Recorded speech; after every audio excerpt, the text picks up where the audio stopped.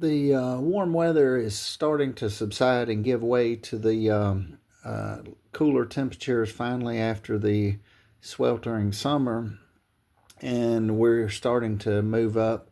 It may be into the next month or so. That is here in the South, i.e., South. And so one may see, if one may wonder what type of pipe this is. So it may not be long and it may be gas time. So natural gas, propane, etc. This particular pipe here is used for natural gas, and it's a wonderful pipe. But the only problem is it is quite pricey. But sometimes it pays to pay the extra buck to get the most bang for your buck. Because the beautiful thing about this pipe, this may be some type of stainless steel. I'm not certain. It has a jacket on here, and the jacket has something built in. Perhaps I'm not certain on this. The experts for the natural gas pipe can comment, so that you don't have to ground it. When I say ground it, kind of like electrically, in case it were to get hit by lightning or something. So, but it has and this is a rubber, so you would have to take it off. There would be a nut that goes on here. Then there would be a fitting that goes here.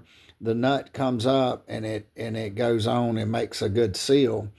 So this is natural gas pipe, and there are different brands of this, but this is one that I kind of have a propensity towards, because it just seems to work better, and then the metal-esque is good and strong. But the beautiful thing about this natural gas pipe is once you put this in, so later if you did hard pipe, you may have to back up, continue to back up to each fitting and break it down and then go back forward. With this pipe, you can cut it in the middle and say put a T in here, and then say put a cutoff here. So it has multiple uses, and then you have different size fittings. I think this is half inch pipe. So half inch, generally speaking, for residential use will suffice for most residential uses. But now one caveat and one exception here. If one is actually if one is putting in a tankless hot water heater, they may need to upsize to a 3/4 inch. So keep in mind when you scale up, because the tankless hot water heaters, some of them carry perhaps up to 189, 199,000 BTUs. So you need more volume.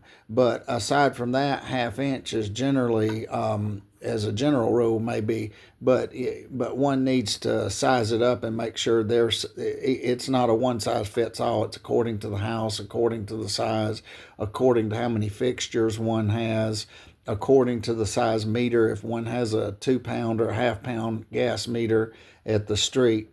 But this is gas pipe, and this is has a rubber insulation. I think, don't quote me, but I think this may be some kind of stainless steel in here, and this pipe is great. So, and it comes in a roll, but do be prepared when you go to the cash register when buying this, to get a sticker shock. And the fittings are not necessarily cheap either, but in my opinion, it's worth the money.